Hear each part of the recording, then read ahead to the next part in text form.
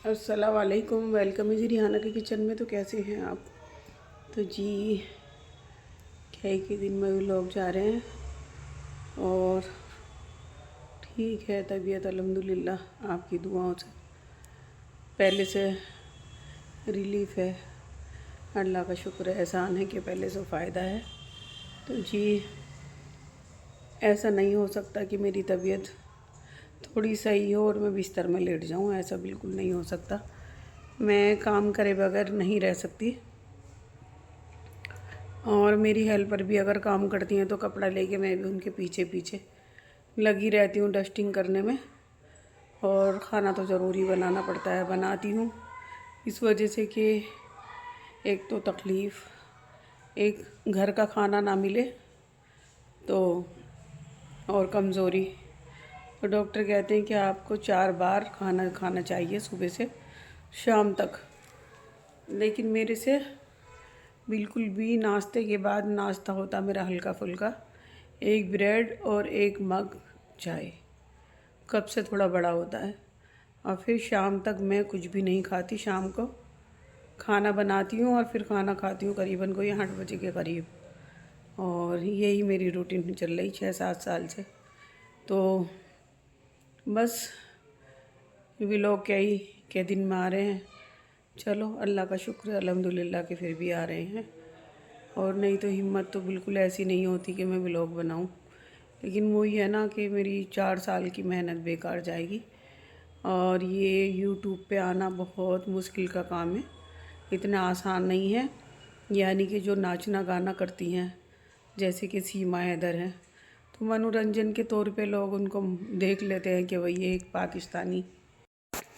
एक पाकिस्तानी लेडीज़ है और ये इंडिया आ गई और ये अपना लोगों का मनोरंजन करती रहती है।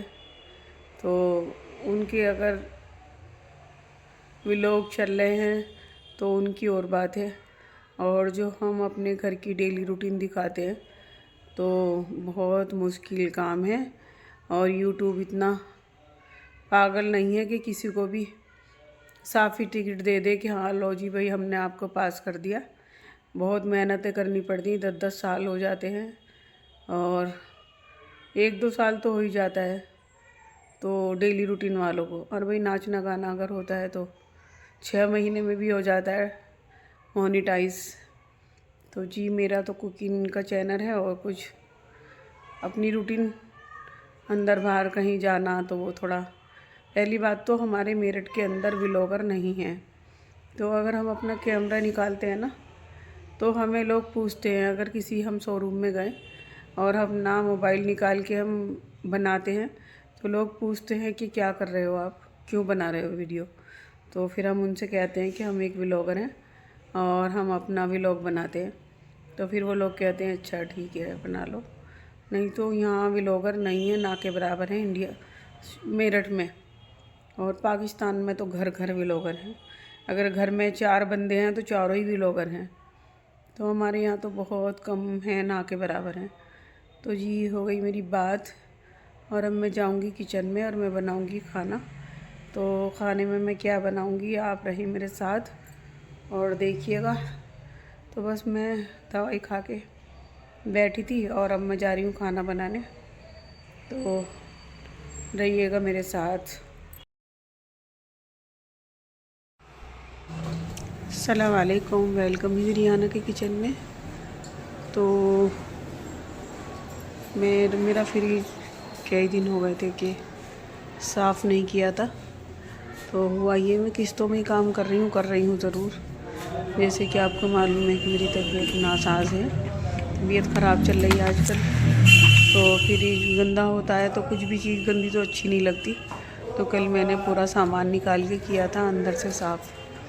तो बाहर से इतना गंदा भी नहीं था, लेकिन ये ब्लैक है ना तो इस पे ज़रा सी भी डस्ट आती है तो दिखाई देती है। तो बस फिर मैंने ले लिया था कॉलिंग और मैं करने लगी थी अपना फ्रिज साफ़। तो मेरे हस्बैंड कह रहे थे कि तुम ब्लैक क्यों लेकर आई। तो मैंने कहा ये शोरूम में ना सबसे ज़्यादा खूबसूरत लग रहा था और पता नहीं क्या बात है कुदरती कि ब्लैक कपड़ा होगा उसका डिज़ाइन भी अच्छा लगेगा। आप इस वक्त देख रहे होंगे कि मेरे कपड़े भी ब्लैक ही हैं जो मैंने पहने हुए हैं। ब्लैक ये समझिए कि मेरे पास क्या ही जोड़े हैं। जब मार्केट जाती हूँ ना तो जो डिज़ाइन ज़्यादा पसंद आता है ब्लैक में, तो बस मेरे से रुका नहीं जाता, मैं ले लेती हूँ। तो बस आज की रूटीन मेरी ये थी कि सबसे पहले मैं सुबह उठी और उठने के बाद किया मैंने नाश्ता। अब नाश्ता करते ही मेरे हस्बैंड एकदम शोर मचाने लगे कि डॉक्टर के जाना है, चेकअप कराना है। और 10 दिन की दवाई ली थी हमने, हम गए थे ना कलिया शरीफ, तो 10 दिन की मेरे हस्बैंड दवाई लेके गए थे कि 10 दिन के बाद फिर हम दिखा देंगे। तो बस उनको लग रही थी नहीं, जल्दी से तैयार रेडी हो जाओ और तुम्हें जाना है डॉक्टर के यहाँ। तो मैंने कहा हाँ चली जाऊँगी। तो बस मैंने नाश्ता किया और जी मैं तैयार होकर चली गई डॉक्टर के यहाँ। तो वहाँ भी मुझे काफ़ी टाइम लग गया, एक तो सड़कों पे जाम था, तो 4 व्हीलर तो नहीं ले जाते मेरे हस्बैंड, इस वजह से कि हमारे मेरठ के अंदर बहुत ज़्यादा जाम है, तो यहाँ पे 2 व्हीलर ही काम करती है। तो उसके बाद मैं चली गई डॉक्टर के यहाँ और वहाँ से आई तो ये कपड़ों पे भी थोड़ा लग गया मेरे, कुछ ब्लैक पे तो एकदम नज़र आने लगता है कि क्या लग गया। तो बस फिर मैं आई वहाँ से, और आने के बाद मेरे चूल्हे के अंदर, यानी कि जो गैस का चूल्हा है उसमें डिफेक्ट हो रहा था, बार बार बंद हो रहा था, बार बार नहीं चल पा रहा था वो। तो मैंने हस्बैंड से कहा कि इसको सही करा दें और फिर बनाऊंगी मैं खाना। तो मैं खाने में आज बनाऊंगी चने उड़द की दाल तड़के वाली। तो मैं जब डॉक्टर के यहाँ जा रही थी तो मैंने क्या किया, मैंने 1 कप चने की और 1 धुली हुई उड़द की, उस दाल को मैं भिगो कर गई थी, वॉश भी नहीं किया था। मैंने कहा जब आऊँगी ना तो 3 4 5 पानी से जो उसका वाइट सा होता है ना पाउडर, वो निकल जाता है। तो आपको ना मेरी आवाज़ से लग रहा होगा कि मेरी तबीयत अब भी सही नहीं है। जो मेरे सब्सक्राइबर हैं वो समझ लेते हैं कि बाजी या आंटी जो भी मुझे कहते हैं कि तबीयत सही नहीं है। तो जी मैं बनाने लगी थी, आ गई थी किचन में। तो ये रख दिया मैंने पानी, और जैसे आपको पता है कि मैं खुले बर्तन में ज़्यादा पसंद करती हूँ बनाना, कुकर में नहीं पसंद करती मैं। तो ये पानी ले लिया था मैंने और डाल दी हल्दी पाउडर,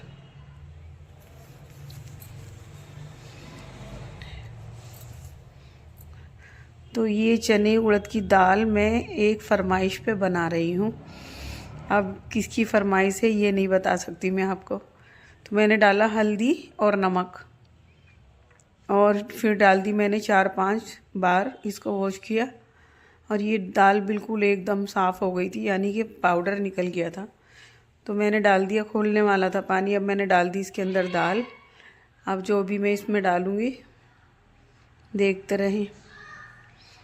खुले बर्तन में ना उड़द की दाल को अगर हम कुकर में बनाते हैं तो एकदम से नज़र बसते ही काम ऐसा हो जाता है कि वो दाल इतनी गल जाती है कि फिर लेटा सा हो जाता है, वो नहीं अच्छी लगती। तो उड़द चने की दाल ना थोड़ी खिलवा, थोड़ी घुटी हुई, इस तरह की अच्छी लगती है। तो ये डाल दी मैंने लाल मिर्च पाउडर, हल्दी पाउडर, धनिया पाउडर, और मैंने डाला था इसके अंदर लहसुन अदरक का पेस्ट और प्याज, 3 चीज़ों को डाल दिया था पेस्ट। अब मैंने इसको गलने के लिए छोड़ दिया था।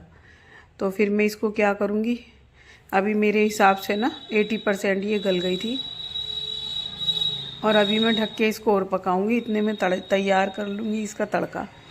तो तड़के में तो माशाल्लाह काफ़ी चीज़ें डलती हैं, और जब भी टेस्ट आता है ऐसा नहीं है कि इसी तरह से आ जाता है।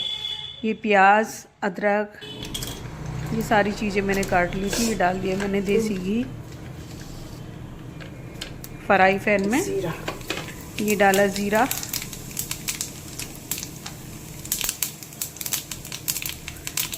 अब डाल दूँगी मैं हींग भी मेरी ख़त्म हो रही थी, तो मैं आज ही लेकर आई थी। जब मुझे पता था मैं दाल तड़का बनाऊँगी तो दाल में ज़रूर हींग जाती है। चला गया प्याज, अदरक जो मैंने बारीक काटा हुआ था। तो मैंने ना आज किसी की फरमाइश पे बनाई है ये दाल, और जिनके लिए मैंने बनाई है वो समझ जाएंगे, और मैं बना रही हूँ दाल तड़का। तो ये डाल दी मैंने, अदरक। अब इसको ना मैं ब्राउन नहीं करूँगी प्याज़ों की, बस हल्का सोते कर दूँगी।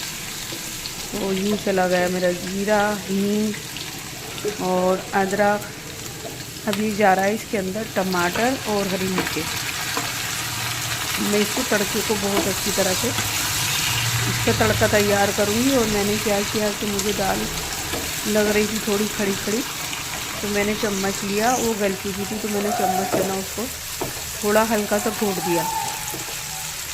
मैंने क्या किया, मैंने गर्म पानी डाल के उसको, और थोड़ी मुझे हार्ड लग रही थी तो मैंने उसको पतला किया दाल को।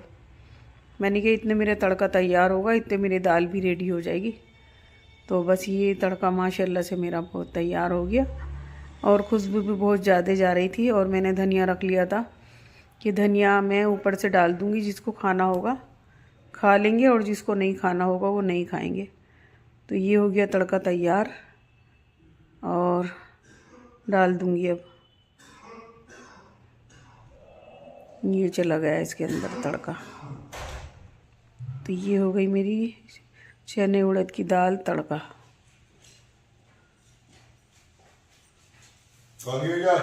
बाथरूम में।